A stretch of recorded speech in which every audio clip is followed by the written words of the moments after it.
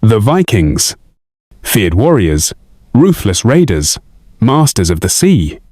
That's the image popular history gave them. But the truth? It's far more complex and far more fascinating. Between the 8th and 11th centuries, Norse seafarers from modern-day Denmark, Norway, and Sweden began to shape history. They weren't a unified nation, but a collection of tribes and clans connected by language, trade, and belief.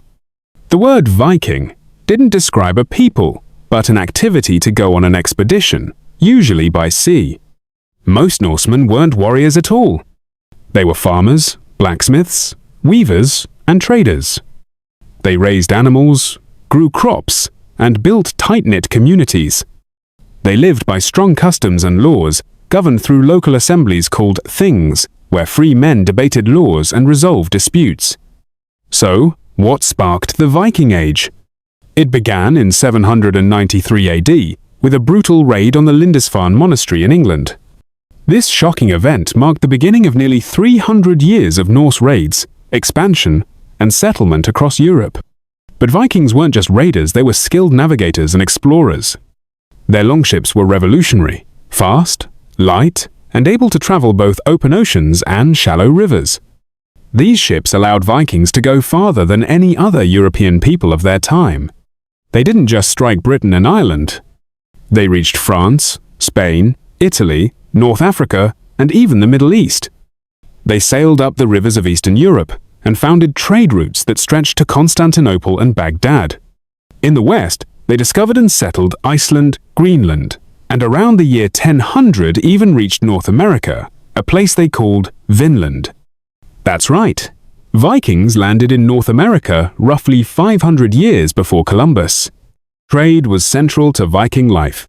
They exchanged furs, iron, and amber for silver, silk, and spices. They were economic players in a global network that connected Europe to the Islamic world and Asia. But let's address the myths. First, no, Vikings did not wear horned helmets. That image comes from 19th century operas and art, not archaeology. Real Viking helmets were simple, often made of iron or leather, and built for function, not flair. Second, Vikings were not mindless savages. Their society was rich and structured. They told stories, wrote poetry, practiced law, and respected honor and loyalty. They had a written alphabet, runes, and passed down myths through oral sagas that survive to this day. Religion was central. They believed in a cosmos connected by the great tree Yggdrasil. Their gods like Odin, Thor, Freya, and Loki reflected the harsh world they lived in, powerful, flawed, and tied to fate. To Vikings, death in battle wasn't just honorable, it was the gateway to Valhalla. Women in Viking society had more rights than in many other medieval cultures. They could inherit property, divorce husbands, and even rule estates while men were away at sea. Their homes were wooden halls, often with communal fires and central hearths. They valued craftsmanship, creating intricate jewelry, tools, and weapons that were both functional and artistic. The Viking Age gradually came to an end. As Christianity spread through Scandinavia, Norse gods gave way to the Christian faith. Kings consolidated power. Trade replaced raiding as the dominant force. And in 1066, at the Battle of Stamford Bridge, the Norwegian king Harald Hardrada was defeated, marking the symbolic end of the Viking Age.